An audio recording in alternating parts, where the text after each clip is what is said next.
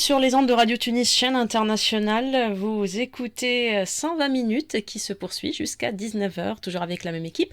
Faisal Heleli à la réalisation, Sofiane Benjima à la réalisation digitale et Rabi Khader côté micro et en direct du Studio 1.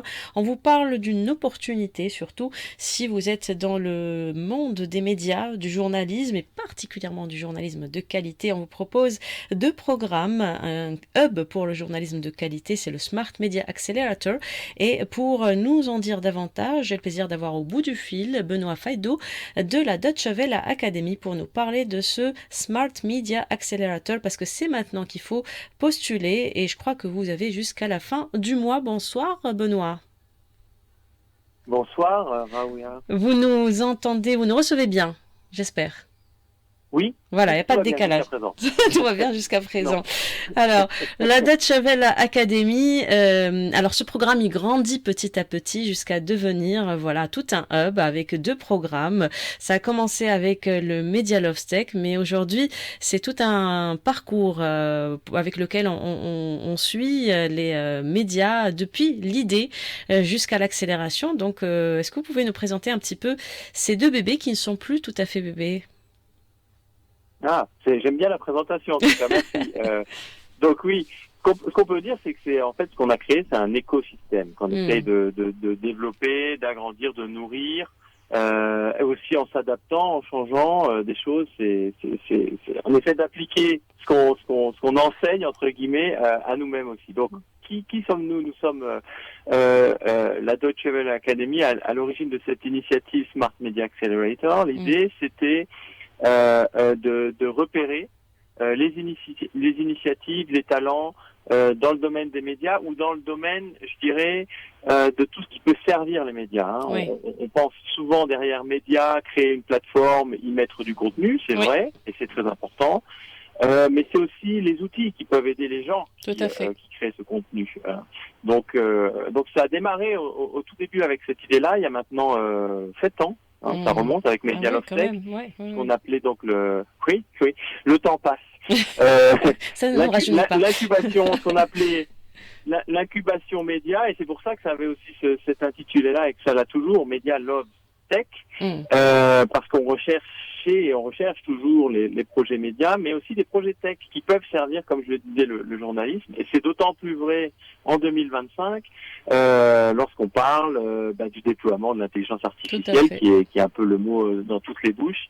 Il y a beaucoup de choses à faire, il y a beaucoup de choses à explorer, à essayer. Et c'est ce qu'on essaye de faire avec le programme donc Media Love Tech. C'est un peu une espèce de pépinière. J'aime bien dire une pépinière, oui, mais surtout de reality check, on dirait en anglais.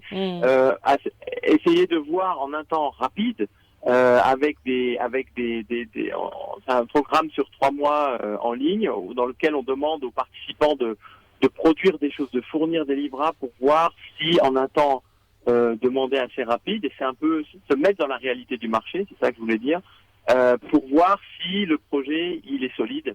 Il fait sens, il a des chances de fonctionner. Donc ça, c'est ce qu'on faisait il y a 7 ans et qu'on poursuit. J'ai dit aujourd'hui, vous avez un processus bien rodé quand même pour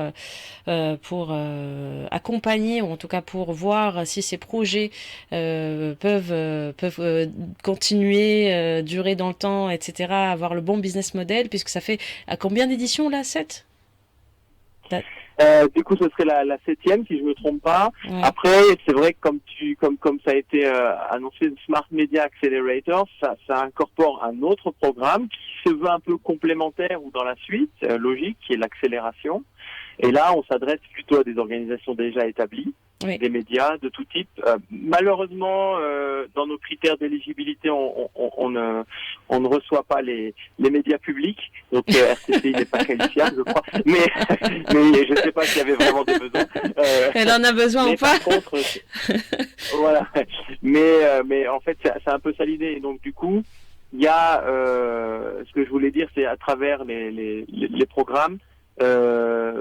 Soutenir les meilleurs projets, les projets à potentiel, voir s'ils sont viables, voir si nous on part d'un postulat qui est que la viabilité passe forcément obligatoirement par la qualité. On parle de production d'informations, on parle de qualité journalistique. Ce sont des domaines où quand on va faire de la qualité de contenu, on aura de toute façon une audience qui va nous suivre. Après, on sait bien qu'il y a d'autres challenges, il y a un marché qui est spécifique, il y a la capacité à trouver des financements. Oui. Mais en tout cas, quand quelqu'un fait un travail de qualité, normalement, il attire la fidélité du consommateur, j'ai envie de dire. Donc, c'est un peu ça qu'on essaye de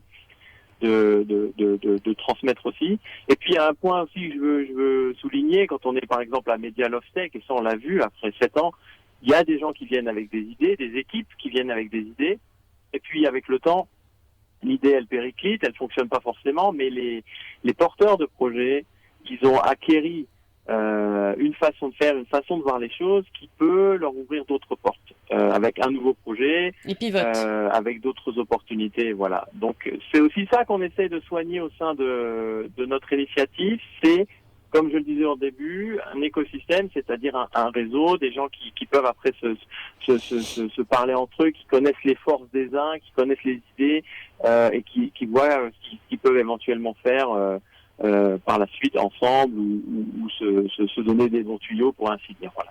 Alors juste une question qui m'a interpellée là. Media Love Tech, l'incubateur, vous accueillez des projets médias mais aussi des projets tech. Donc là, par exemple, on parle, je donne un exemple, ça peut être une plateforme de fact-checking, ça peut être une plateforme de prise de rendez-vous, ça peut être voilà des choses qui sont en relation avec les médias. Mais est-ce que Média Parcours, c'est uniquement des médias, c'est ça?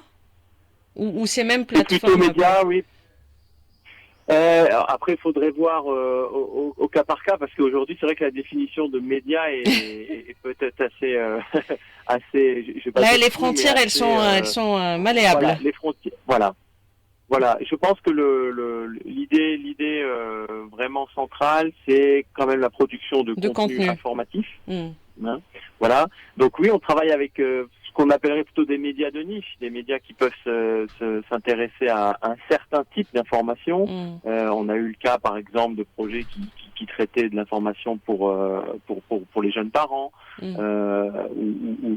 autour de la maternité, ou les questions plus généralement de santé.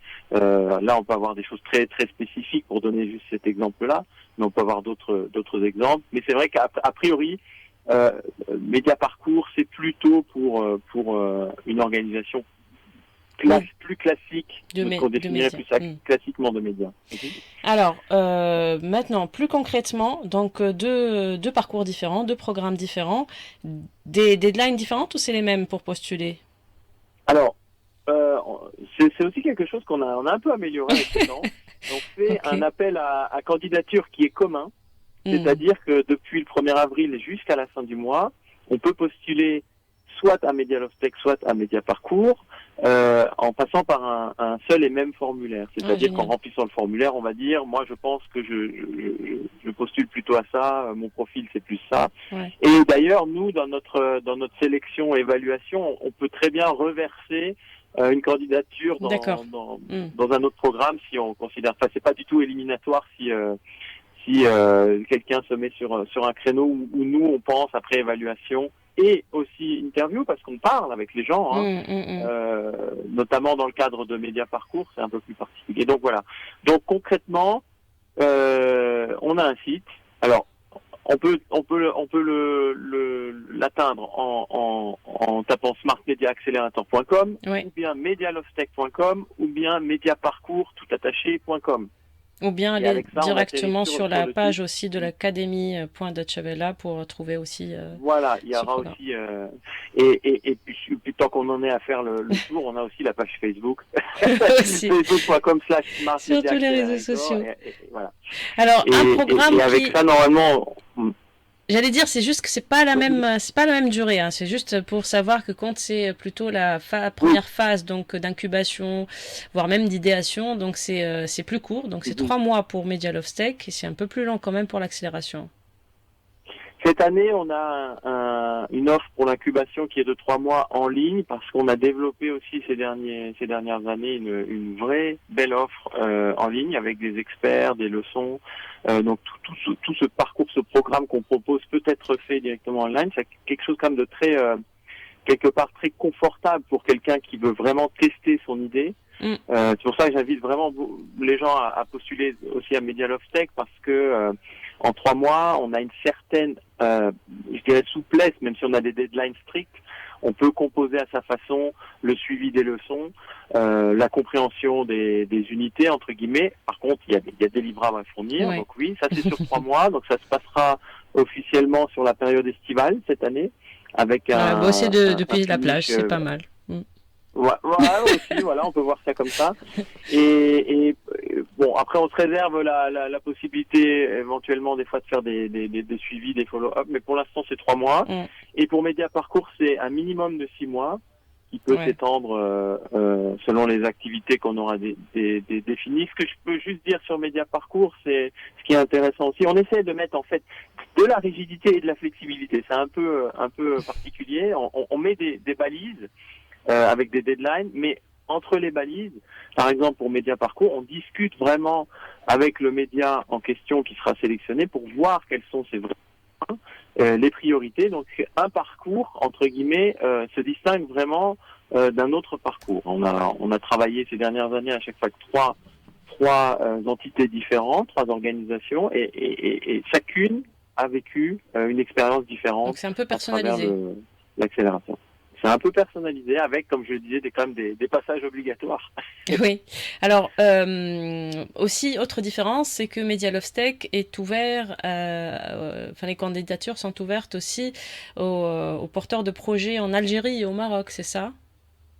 Oui, on a donc nous des Deutsche Welle Academy, c'est l'équipe de Tunisie qui lance toute cette initiative et ces programmes. Mais pour Media Love Tech, on est sur de l'incubation, comme on peut faire du test, que ça se passe en ligne.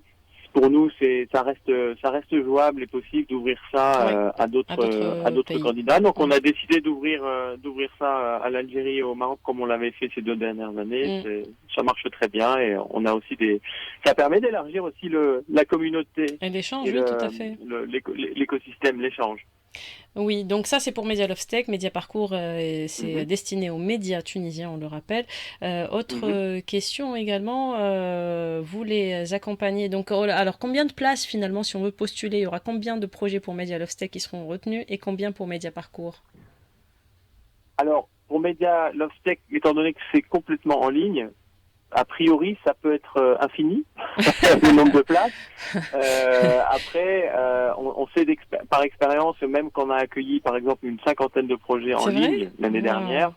Oui, mais ça s'écrème assez vite. Parce que justement, le programme sert à ça, à vraiment tester la rigidité, enfin, pas la rigidité, la force ou la capacité du projet, quoi, en fait. La solidité, voilà, c'est le mot que je cherchais, la solidité du projet. Donc là, après, on a dû finir avec, je pense, une 15aine de projets, et après, on a pu aller plus loin avec quelques autres. Pour Média Parcours, on introduit une nouveauté cette année. Je disais tout à l'heure, on a travaillé avec 3 organisations, généralement chaque année. Là, on voudrait ouvrir un petit peu plus, mais avec une petite première phase éliminatoire. C'est-à-dire qu'on en prend un peu plus au début et on mesure vraiment, et c'est vraiment quelque chose d'important pour Média Parcours, l'engagement.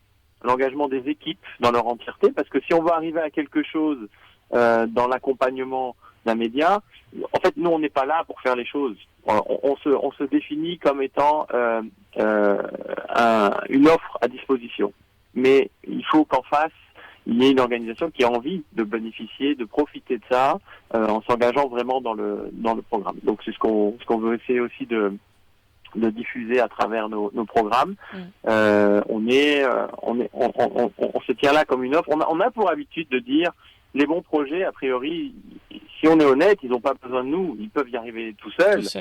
Nous, on fait que apporter un plus, donner une chance supplémentaire et peut-être accélérer justement le cours des choses et apporter aussi d'autres opportunités. Donc voilà, donc nous je lance un appel à nouveau ici pour les bonnes idées et surtout les personnes qui a derrière les idées qui soient vraiment convaincues. Si elles sont convaincues de l'utilité de leur projet, et de la faisabilité, on pourra bien s'entendre a priori. Et ce que vous proposez globalement, donc on va pas aller dans les détails, mais c'est surtout de l'accompagnement, du mentorat, des cours, des workshops, des one-to-one consulting. C'est ça, hein, en gros. C'est des tests aussi, c'est Alors, des... Mhm.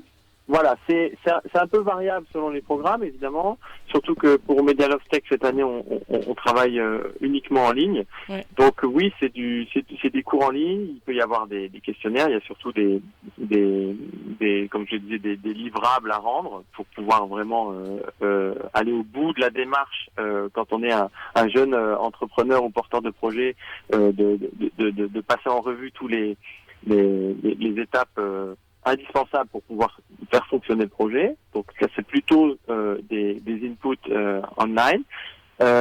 Sur Média Parcours, on est sur un mélange. On a des consultations, on a des formations vraiment sur des compétences spécifiques, par exemple journalistiques. On peut avoir de l'aide à la rédaction de projets ou de demandes de subventions. Enfin, ça peut prendre vraiment diverses formes. Ouais. Donc, c'est peut-être que le catalogue d'accompagnement est un peu plus diversifié sur Média Parcours.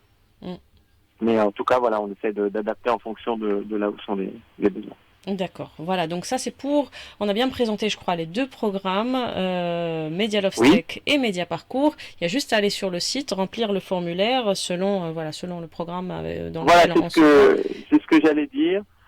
On a, si je peux juste ajouter un mot, on a une page sur le site où on a un résumé de ce que proposent les programmes. Tout à fait, et même le formulaire, on peut facilement voir Et voilà, on a tout mis.